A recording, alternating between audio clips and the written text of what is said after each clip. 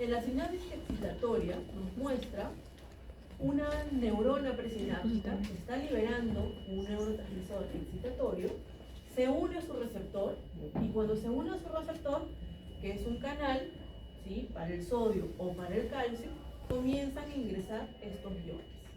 Es decir, hace que el interior se vuelva positivo. Entonces, si entran cargas positivas, estamos hablando que genera excitación, va a estimular, ¿sí?, con las cargas positivas. Por el otro lado, en el caso de las sinapsis inhibitorias, ¿sí?, estas neuronas van a liberar neurotransmisores inhibitorios que van a ir a unirse a sus receptores específicos en las neuronas posinápticas, se unen a estos y, como nos muestra en este caso, se abren canales para el cloro, permitiendo que el cloro ingrese. Entonces ingresan cargas negativas. Cuando queda el interior negativo, entonces va a generar inhibición. Ojo con algo. Y es que aquí en la inhibición nosotros vemos que hay entrada de cloro, pero también vamos a ver algunos neurotransmisores que van a generar que salga potasio. Si sale potasio, el interior va a quedar negativo. ¿Sí? Entonces es otro tipo también de inhibición. Ojo con eso aquí. En esta clase necesito que ustedes entiendan sobre todo el tema de los neurotransmisores, pero también de sus receptores. Porque conociendo los receptores, ustedes van a saber si un neurotransmisor va a excitar o a inhibir, porque tenemos neurotransmisores que a su vez pueden ser excitatorios o inhibitorios. Pero ¿de qué va a depender? Del receptor. Entonces el receptor aquí es fundamental de que puedan entender cómo se da su señalización a nivel intracelular. Esto es un poco explicando el gráfico anterior, ¿no? La sinapsis excitatoria nos muestra un neurotransmisor excitatorio como es el glutamato, que una vez que se une a su receptor permite el ingreso de sodio. Entonces va a generar cargas positivas, va a generar que haya despolarización. Entonces genera potenciales posinápticos de tipo excitatorios, o también conocidos como potenciales posinápticos despolarizantes. ¿Sí? Vamos al siguiente ejemplo, sinapsis inhibitoria.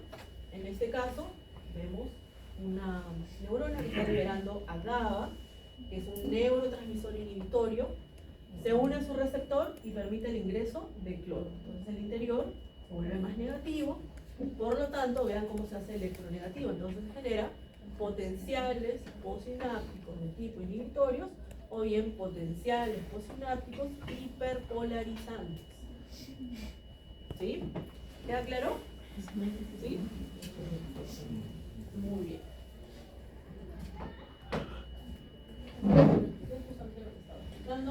Vamos a ver las sumaciones. Tenemos dos tipos de sumaciones. Sumaciones espaciales y sumaciones temporales. Estas sumaciones se dan por pequeños estímulos. ¿Sí? Por pequeños estímulos, es decir, son estímulos de tipo subumbral, ¿no? ¿Qué es el estímulo umbral? No, es el estímulo que desencadenaba ese potencial de acción. Es el estímulo mínimo para generar el potencial de acción. ¿Sí? Entonces, en este caso nos habla de que son estímulos subumbrales, son estímulos pequeños, pero que van a ir sumando, ¿no? Entonces, en el caso de la sumación espacial, quiero que se fijen cómo tenemos aquí a la dendrita, y la dendrita está recibiendo señales de 3 diferentes botones, ¿sí? Pero es una sola dendrita, ¿no? Entonces aquí lo que vemos es que está aumentando la intensidad del estímulo. ¿Sí? Entonces, son 3 estímulos subumbrales que se aplican al mismo tiempo, por lo tanto genera que pueda llegar al umbral. Tal vez si fuesen 2, no, pero aquí con 3 nos muestra de que, y si llega al umbral, genera potencial de acción. Ahora, ¿qué ocurre con la otra sumación, que es la sumación temporal? Aquí vamos a ver, tenemos nuevamente nuestra dendrita, pero en este caso está recibiendo la señal en un solo punto, pero ¿qué ocurre? Que estamos aumentando la frecuencia. Allá aumentamos la intensidad, aquí aumentamos la frecuencia. Es como que tenemos nuestra dendrita y el axón está aplicando 1, 2, 3, 4, 5, 6. Entonces aumentamos la frecuencia. ¿sí? Entonces, al aumentar la frecuencia, ¿qué ocurre? Comienza a hacerse visibles de manera ascendente estas despolarizaciones hasta que llega al umbral. La semana pasada vimos algo como esto. ¿Cómo se llamaba? Esto de acá. Lo hemos visto la semana pasada. Que iba de manera ascendente. Fenómeno de la escalera. El fenómeno de la escalera, que era los potenciales graduados. ¿Se acuerdan? Los potenciales graduados que al final llegaban al umbral por esa sumación de ondas. En este caso, para aumentar la frecuencia del estímulo. Claro, se van sumando, se van juntando hasta que llegue al umbral y se dispara el potencial graduado. Entonces, acuérdense, esto lo van a ver también con la profe Fernanda, creo, en el interactivo. Aquí aumentamos la frecuencia y ahí aumentamos la intensidad. ¿Ok? En ambos casos son estímulos pequeños, pero que se han sumado. Uno por aumento de la intensidad y el otro por aumento de la frecuencia. ¿Ok? Muy bien. ¿Alguna pregunta? ¿Quieren un receso o continuamos? Continuamos. Vamos a hablar sobre los, ya entrando a los neurotransmisores. Vamos a hablar del ciclo de un neurotransmisor. Pueden ver, ¿no? Aquí hay una leyenda que les va diciendo los pasos que van a ocurrir para ese ciclo de neurotransmisor, pero nosotros vamos a, digamos, para que sea un poco más sencillo para ustedes, a resumir en 5 puntos. Que ustedes acuérdense, esos 5 puntos, para que cuando veamos cada neurotransmisor, ustedes ya sepan, primero esto, segundo esto, tercero esto, cuarto. Los pasos van a ser similares, pero acuérdense que son neurotransmisores diferentes, entonces obviamente sí van a haber pequeñas diferencias, pero todas siguiendo el mismo proceso. ¿Ok? Entonces, quiero que crezca la pizarra.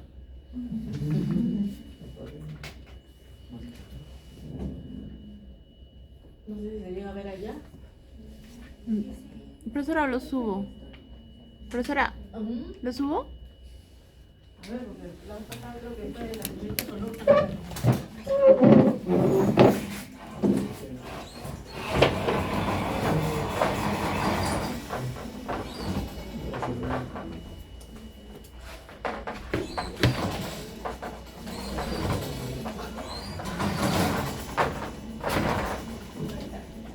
Gracias.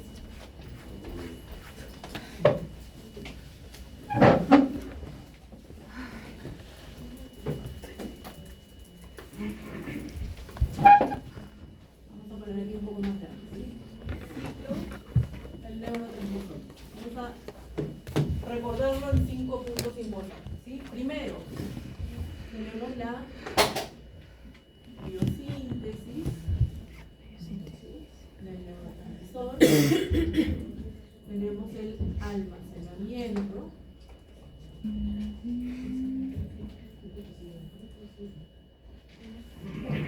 Tercero, tenemos la liberación del neurotransmisor.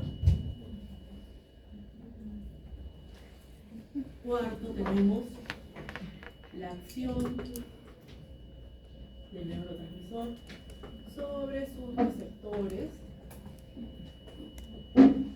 Y quinto, tenemos el metabolismo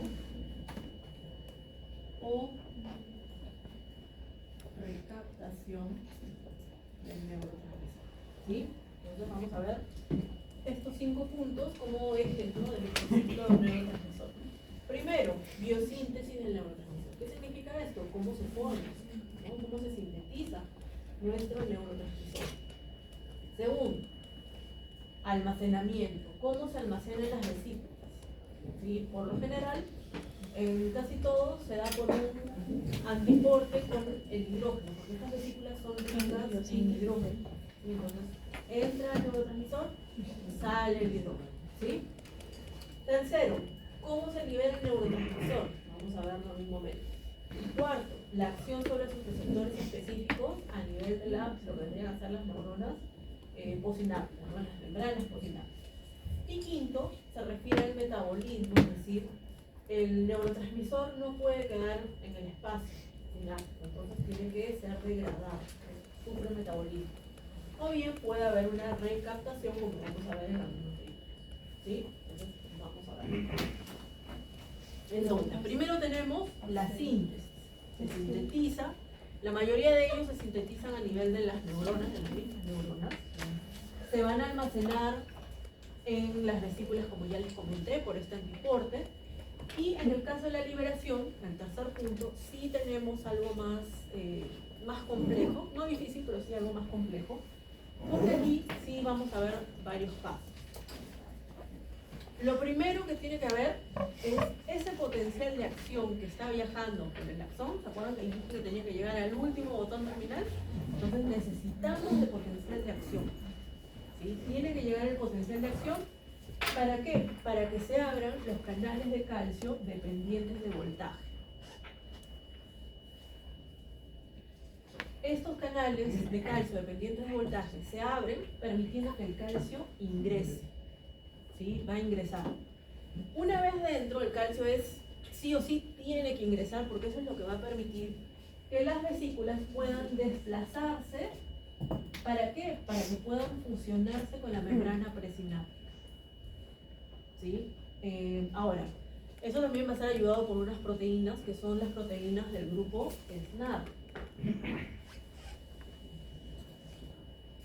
¿Sí? Proteínas del grupo SNAP, que son la sinaptotactina, la sinaptobrevina, la sintaxina y la SNAP25. En la siguiente diapositiva van a ver los nombres, ahí los van a anotar, ¿sí? Entonces, estas proteínas van a ayudar a que las vesículas puedan funcionar, ¿sí? Con la membrana, y de esa manera se libera el neurotransmisor por exocitosis. ¿Sí? Va a haber una exocitosis, se va a liberar en la hendidura sináptica, y a continuación tenemos la acción sobre sus receptores. Es decir, vamos a encontrar receptores que son proteínas, ¿no? Que se encuentran en las membranas postsinápticas. Estos neurotransmisores se unen y van a generar que estos receptores generen excitación o generen inhibición, ¿no? Dependiendo de qué iones sean los que estén entrando o saliendo, ¿no? Para tener un efecto, ¿ok? Y finalmente, en el caso del metabolismo, como les dije, es la degradación del neurotransmisor. ¿Por qué? Porque el neurotransmisor no puede quedarse en la hendidura sináptica, entonces tiene que ser degradado. O bien puede ser recaptado, es decir, células de la glía como los astrocitos o el mismo botón terminal puede recaptarlo para reaprovechar. Vamos a ver en un rato más, cuando ya veamos en específico a los neurotransmisores. ¿Queda claro el ciclo de un neurotransmisor? ¿Sí? Entonces acuérdense, porque esto les va a facilitar a la hora de comprender cada uno de los neurotransmisores que vimos a continuación. Vean, aquí tenemos justamente estas proteínas, sinaptobrevina, sinaptotactina, la SNAP25 y la sintaxina. Sobre todo las dos primeras, la sinaptobrevina y la sinaptotactina, ayudan a que puedan desplazarse estas vesículas, y la SNAP25 y la sintaxina la están recibiendo, como podemos ver aquí, ¿no? Es como un anclaje, la va a jalar hacia la membrana. ¿Para qué? Para que se fusione y finalmente por exocitosis se pueda liberar el neurotransmisor.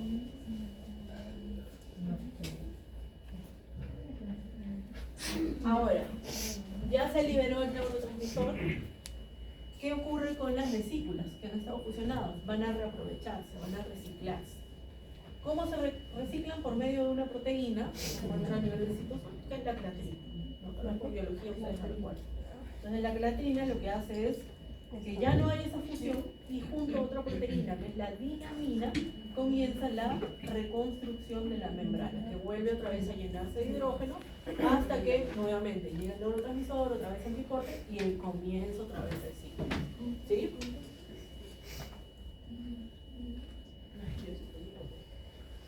Tenemos aquí los receptores. Aquí sí voy a necesitar buscar toda la pared, creo. A ver, vamos a...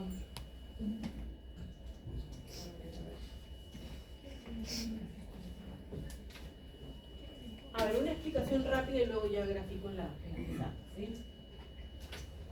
Cuando hablamos de receptores,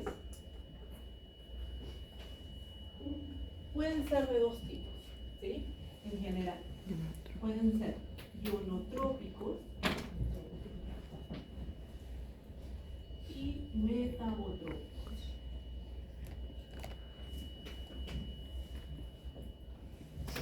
Son los dos tipos de receptores que vamos a encontrar que tienen los neurotransmisores.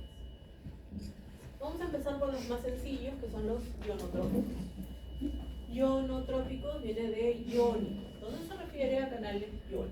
Entonces quiere decir que vamos a tener un neurotransmisor que se va a unir a su receptor, que es un canal iónico. Una vez que se une, va a tener un efecto. Ese efecto, en este caso, es que se abra e ingrese, por decirle, sodio, ¿no? Entonces, sí, tiene la acción excitatoria. En los metabotrópicos, este tipo de receptores están acoplados a proteínas G. En la semana pasada nosotros ya hemos estado hablando de la proteína G, ¿sí? Entonces, vamos a ver que se van a dar una serie de pasos a nivel intracelular para generar el efecto, ¿sí? Entonces, ¿queda clara esa diferencia entre unos y otros? ¿Sí? Una señalización a nivel intracelular que voy a explicar ahorita cuando apague el... Es indirecto, claro. El ionotrópico es directo, mucho más rápido. Exacto, tiene que pasar por una serie de pasos para que se abra un canal. ¿Ya? Voy a apagar acá un ratito.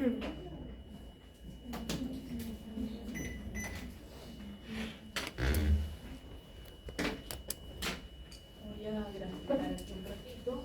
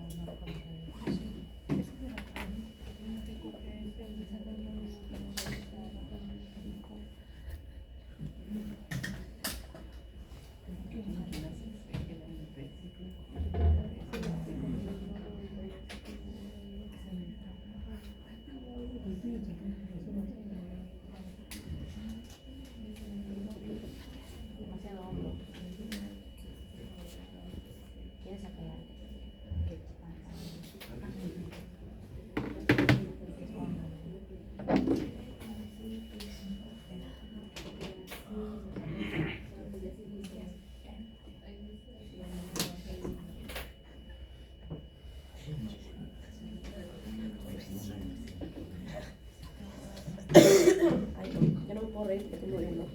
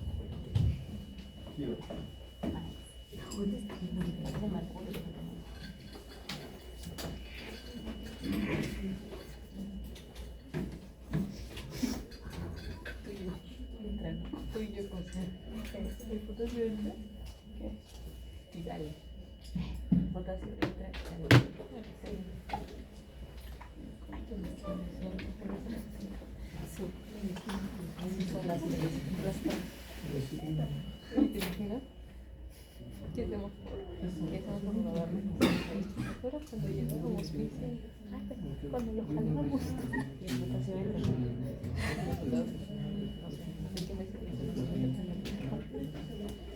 Bien, chicos, voy a explicarles la señalización a nivel celular de estas proteínas G cuando se unen a los neurotransmisores, ¿ok? Eso es importante que lo conozcan, que lo internalicen, que lo entiendan, que lo estudien, porque se les va a preguntar en el examen, tanto teórico como práctico y en cursos más adelante. Si se les, no sé, si se les pide explicar, por ejemplo, la fisiología o explicar fisiológicamente la vasoconstricción, por ejemplo, que hablamos la semana pasada, ustedes tienen que explicar cómo se da esta señalización a nivel de las proteínas G.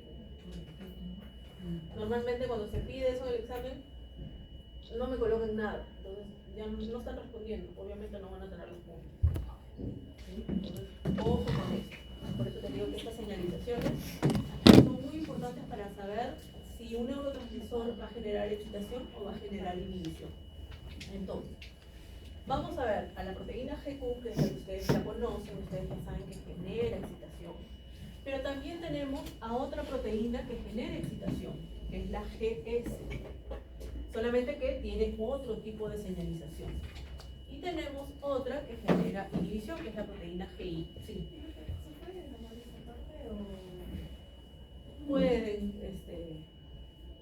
Pueden grabarlo, no hay ningún problema. ¿Sí? Ahora, vean aquí. La proteína, en el caso de la proteína GQ, vamos a ver el neurotransmisor, estoy escuchando voces por ahí. Si digo escuchando voces, el neurotransmisor se une al receptor. ¿Sí? Se une al receptor que está acoplado a una proteína GQ. ¿Ok? Sabemos que esa proteína G tiene 3 subunidades. Salud. Alfa, beta y gamma. ¿Sí? Ahora, esta subunidad alfa se va a separar, que es lo que sabemos que es cuando se está activando. ¿Sí? Entonces, la subunidad alfa activa a la fosfolipasa C. La fosfolipasa C lo que va a hacer es degradar al fosfoinositol trifosfato, que nos va a dar segundos mensajeros. Inositol trifosfato y diacilglicerol. ¿Okay? El inositol trifosfato se dirige al retículo sarcoplásmico. Una vez que se une a sus receptores en el retículo sarcoplásmico, se abren los canales de calcio y el calcio sale. Entonces, tenemos cargas positivas que van a generar excitación. ¿Okay? Y en el caso del diacilglicerol, que también es un segundo mensajero, sabemos que va a activar a la proteína quinasa C. ¿Qué hacían las proteínas quinasas en general? ¿Se acuerdan? Fosforilaban, activaban proteínas. Entonces, lo que hace la proteína quinasa C es fosforilar canales de calcio y el calcio ingresa. Por lo tanto, el calcio también sigue ingresando, sigue generando excitación de esa manera. ¿Ya? Eso es en cuanto a la GQ. Ahora, la GS, que también genera excitación, vamos a ver que una vez que se une el neurotransmisor, ¿sí? Cuando se une el neurotransmisor que está acoplado a una proteína GS, se activa. ¿Cómo se activa? Ya sabemos, la subunidad alfa se separa. Y lo que va a activar ahora ya no es a la fosfolipasa C, sino a la adenilciclasa. Activa la adenilciclasa y una vez que la adenilciclasa está activa, lo que vamos a ver es que el ATP se va a convertir en AMP cíclico. Aumenta el AMP cíclico, que es un segundo mensajero. ¿Ok? Ahora, ese aumento de AMP cíclico significa que va a activar a proteinquinasas, pero en este caso son proteinquinasas de tipo A. ¿Sí? Ojo, no confundir. Aquí habíamos hablado de proteinquinasa C, aquí es proteinquinasa A. ¿Qué va a hacer la proteinquinasa A? Lo que va a hacer es fosforilar canales de calcio. ¿Para qué? Para que estos canales se abran y el calcio comience a ingresar. ¿Sí? Entonces genera excitación. Estamos viendo que están entrando cargas positivas. ¿Sí? Vamos al tercer caso. Vamos a ver aquí que el neurotransmisor se une a su receptor, que en este caso está acoplado a proteína GI. GI, acuérdense, I de inhibición. Entonces va a generar inhibición, ahí no hay mucha vuelta que dar. ¿Sí? Entonces, ¿qué ocurre en este caso? Que una vez que se une el neurotransmisor a esta proteína, que está acoplada a proteína GI, se inhibe la adenilciclasa. Si se inhibe la adenilciclasa, entonces no vamos a tener el paso del ATP a AMP cíclico. Entonces el AMP cíclico cae. Si cae el AMP cíclico, la proteinquinasa A también cae. Entonces, ¿qué ocurre en este caso? Que los canales de calcio se inhiben, no hay entrada de calcio. Pero por el contrario, se abren los canales para el potasio. Y el potasio comienza a salir. Por lo tanto, deja el interior más negativo, generando inhibición. ¿Preguntas? Y esto lo vamos a ver hasta el final del ciclo. Por eso les decía que esto tienen que conocerlo muy bien, porque todo está relacionado con esto. ¿Alguna duda? ¿Alguna pregunta? Si alguien quiere leer un poquito más, reforzar lo que ya estamos viendo aquí, en el libro de García Sacristán, no recuerdo el capítulo, tienen 2 o 3 páginas donde explica proteína GS y GI. Sí. ¿Pregunta? ¿Pregunta? Profesora, una consulta. ¿Todas las proteínas quinasas van a ver canales? ¿Cómo? ¿Todas las proteínas quinasas, ya sea A o C, van a abrir canales? No siempre, en este caso sí. En este caso abre canales. En este caso sí. Pero vamos a ver, por ejemplo, cuando vemos la parte de hormonas que contribuyen a que, por ejemplo, haya mayor síntesis de otras proteínas, es diferente. O sea, depende de dónde estemos hablando. Sí, pero en este caso sí. ¿Ok? Muy bien. Como les digo esto, saberlo, así como, no sé, si fuese su canción preferida, así. ¿No es eso? Ahora si quieren, ¿no? ¿No es eso?